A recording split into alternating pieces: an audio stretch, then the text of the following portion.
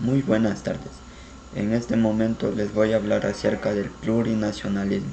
El plurinacionalismo es un sistema de organización política, social y económica que está formado por un sinnúmero de comunidades, nacionalidades, pueblos, ya sean indígenas o de diferentes formas. Esto pertenece a un solo Estado, es decir, que rige por un solo gobierno y están enmarcados en una sola constitución.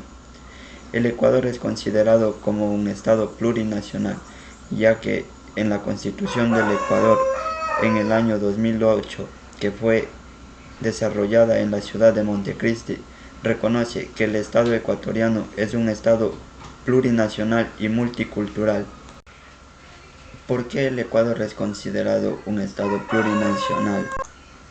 Es considerado como un estado plurinacional, ya que en sus regiones existen diferentes asentamientos de culturas y nacionalidades ancestrales. Por ejemplo, en la costa tenemos a las nacionalidades Sáchila, una que es representativa y la podemos encontrar aquí en la provincia de Santo Domingo. En los grupos de la sierra podemos encontrar a los caranquis, panzaleos, chibuleos, que son una de las culturas más representativas y más antiguas que han venido desarrollándose a lo largo de la historia que ha pasado el Ecuador. Mientras que en el oriente podemos encontrar a los shuar, cofanes, secoyas, guaraníes, que también son unas culturas muy representativas. En la Constitución del año 2008 también se encuentra reconocido el castigo indígena. En el artículo 171 de la Constitución de la República del Ecuador dice: las autoridades de las comunidades, pueblos y nacionalidades indígenas podrán ejercer el castigo indígena de acuerdo a sus saberes ancestrales, es decir, que las personas más adultas podrán ejercer este castigo, es decir, ellos van a actuar en forma de jueces para imponer un castigo de acuerdo a la infracción que haya cometido la persona que se le está acusando.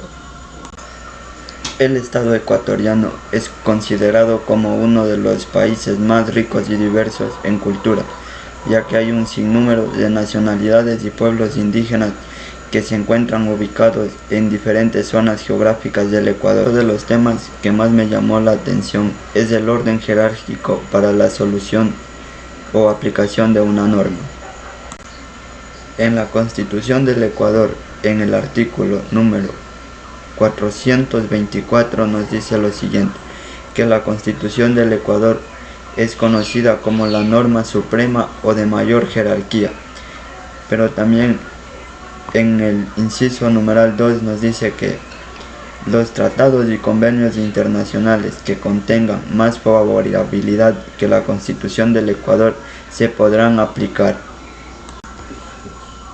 Es decir, que un convenio o tratado internacional que contenga derechos que se encuentran reconocidos en la Constitución del Ecuador, por ejemplo, el derecho a la vida, se podrá aplicar en primera instancia.